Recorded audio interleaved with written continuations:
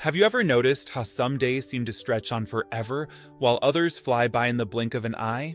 That strange feeling when you look back at your 20s and wonder where all those years went, yet can remember a single perfect summer day from your childhood with crystal clarity. There's something deeply puzzling about our experience of time. I'm fascinated by this question that has perplexed philosophers and scientists for centuries. Does time really exist? Or is it merely a construct of human consciousness, a way our minds organize the chaos of existence? Today, we're diving deep into the philosophy of time, not just as an academic exercise, but as a way to understand our own experiences and perhaps even change how we relate to the precious moments of our life. What if I told you that some of our most fundamental assumptions about time might be wrong? That past, present, and future might exist simultaneously? Or that time itself might be an illusion? Stay with me to the end, because we'll be exploring perspectives on time that rarely make it into everyday conversation, but could transform how you experience every moment from now on. Let's begin with what seems obvious: time flows.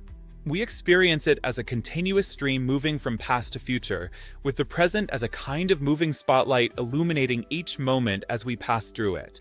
This common-sense view is called Presentism by philosophers, the idea that only the present moment truly exists. The past is gone forever, and the future hasn't happened yet. This aligns with how we intuitively experience time, doesn't it? The now feels special, more real somehow than our memories or our anticipations. But this intuitive understanding runs into problems when we look at physics, particularly Einstein's theory of relativity. Einstein showed us something remarkable: that time isn't universal. Two observers moving at different speeds will measure time differently. For someone traveling near the speed of light, time slows down relative to someone standing still.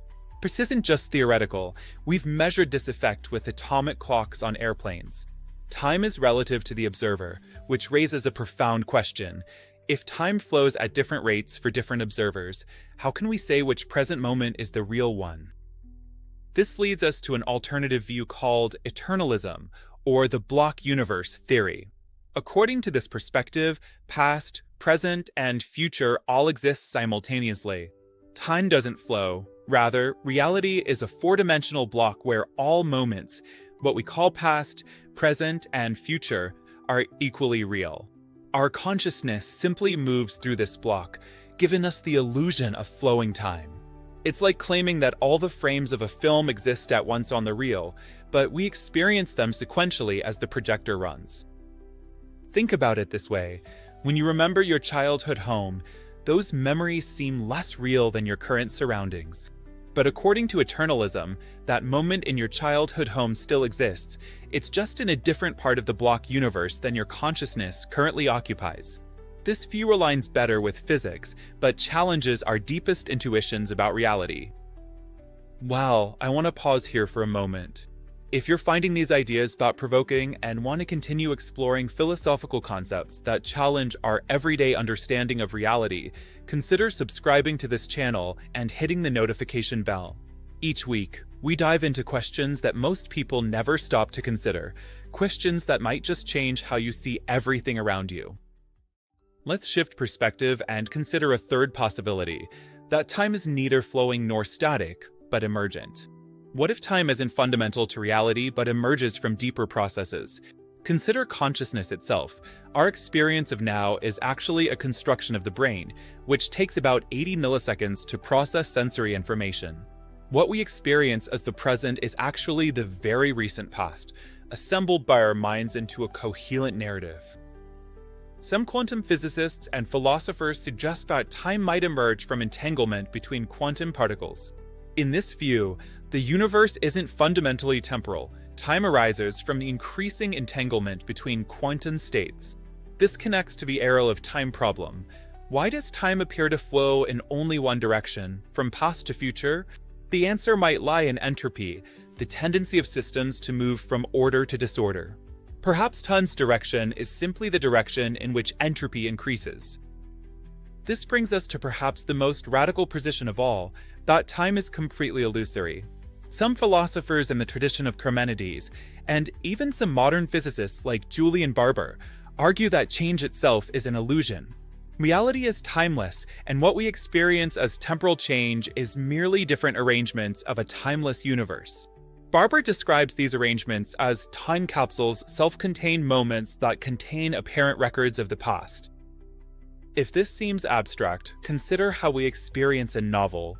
The entire story exists simultaneously between the covers of the book, but we experience it sequentially as we read. The characters seem to move through time, but from outside the novel, the entire narrative exists at once. Could our universe be similar, with our consciousness moving through a reality that is fundamentally timeless? These philosophical positions have profound implications for how we understand ourselves. If eternalism is true, then every moment of your life, your birth, your death, your greatest triumphs and deepest sorrows, all exist eternally in the block universe. Nothing is ever truly lost. Alternatively, if time is illusory, then perhaps our fear of death and our regret about the past are based on a fundamental misunderstanding of reality. Let's consider a practical question. If time isn't what we think it is, how should this change how we live? Many philosophical and spiritual traditions suggest that focusing on the present moment, mindfulness, aligns us with a deeper truth about reality. Whether time flows, is static, or doesn't exist at all, our direct experience is always now.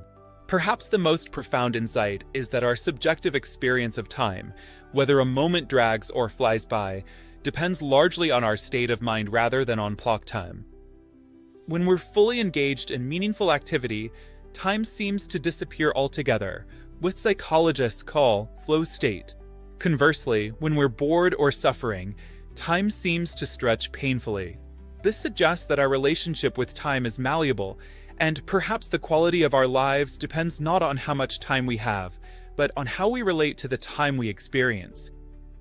As we reach the end of our exploration, I want to leave you with a thought that has brought me comfort in difficult times. If time is indeed a block universe where all moments exist eternally, and nothing is ever truly lost, every perfect moment, every laugh shared with someone you love, every achievement, every beautiful sunset, exists forever in the fabric of reality.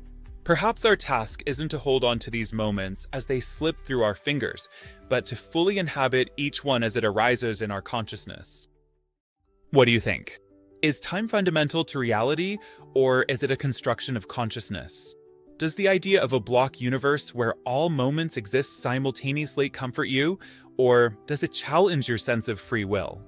I'd love to hear your thoughts in the comments below. If you found value in this philosophical exploration, please consider hitting the like button and subscribing for more videos that challenge conventional thinking. And if you'd like to support this channel in creating more content that explores life's deepest questions, check out the description below for ways you can help keep these conversations going. Until next time, remember that how we think about time shapes how we experience our lives. Whether time is flowing, static, or illusory, the moment we're in right now is the only one where life can be truly lived. Thank you for spending some of your precious time with me today.